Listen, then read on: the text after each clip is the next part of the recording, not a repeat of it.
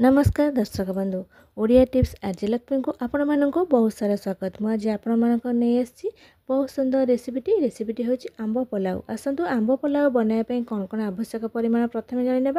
प्रथम 4 कप सरू बास्ना अरुआ चाउल, 3टा अधा पाचिला आंब, फाळे नड़िया, 1 चामच सोरिष, 2 चामच बिरी डाली, 4टा कंचा लंका, अधा चा चामच हल्दी पाउडर, 1 चामच जीरा, 2 डेम्फ भृषंग पत्र, 2टा बड़ चामच भल घी, दरकार मुताबक लुण।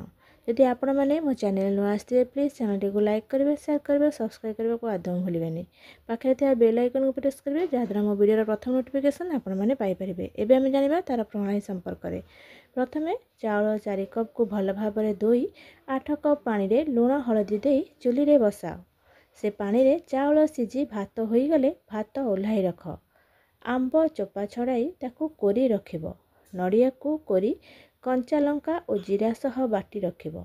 कड़ाई रे घी गरम करी सोरिष पकाइब। सोरिष फुटिले बिरी डाली और भृषंग पत्र दे टिके भाजी सेथिरे आंब कोरा और भात दे भाज।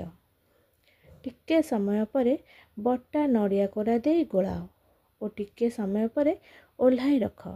आंब जदि बेसी खट्टा होता है तेबे गोटे किंबा 2टी आंब देव। आशा करुच्ची आज वीडियो आपको निश्चय भल लगी। धन्यवाद।